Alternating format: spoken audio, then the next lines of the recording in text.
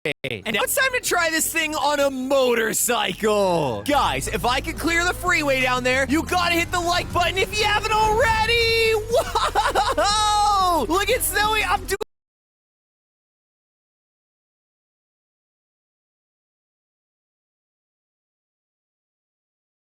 online games ang user. Dito sa Tagum City sa Mindanao,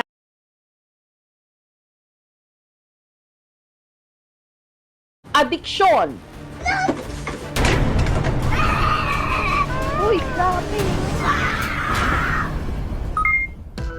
Ang Roblox, isang online platform kung saan maaring maglaro ng iba't ibang online games ang user. Dito sa Tagum City sa Mindanao, ang kinawiwilihan ng anak ni Julie na si Princess, yung tinatawag na Grow a Garden. Dito, para raw siyang virtual na magsasaka kung saan siya nagtatanim para mapalawak ang kanyang hardin.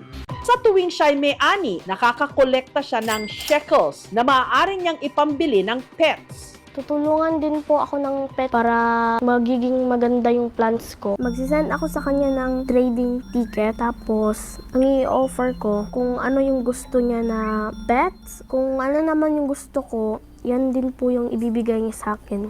10 taong gulang lang daw si Princess nung natutong mag-Roblox. Pag napapagod po ako sa paaralan, pag uwi ko po dito, naglalaro lang po ako ng Roblox para mawala yung pagod ko. Kadalasan po siya naglalaro 5 p.m. hanggang 10 p.m. po. Pag walang klase, mga 12 sa gabi. Aminado si Julie, hindi raw nila natututukan ang pagmo-mobile games ng kanilang anak. Nagjo-duty kasi siya sa pinapasukang hotel. Sundalo naman ang kanyang mister. May pagkukulang po ako sa anak ko. Hindi ko na po masyadong nasubaybayan yung paglaki niya.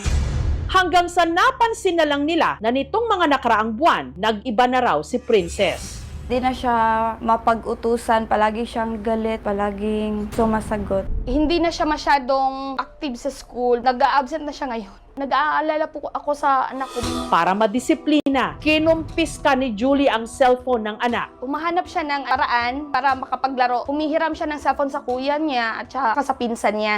Ayoko pong tumigil kasi gusto ko pa pong maglaro. Kapag hindi ako naglalaro ng Roblox, medyo boring po kasi. Hanggang kamakailan lang, si Princess nagwala na nga.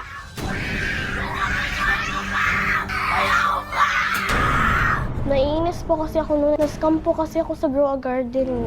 Makikipag-trade o makikipagpalit daw sana siya noon ng pet sa isang player. Yung ibibigay niya sa akin, raccoon. Binigay ko naman sa kanya yung DF. Isa yun sa pinakamagandang pet. Yung binigay niya sa akin, Golden Lab, yung aso lang na sheep.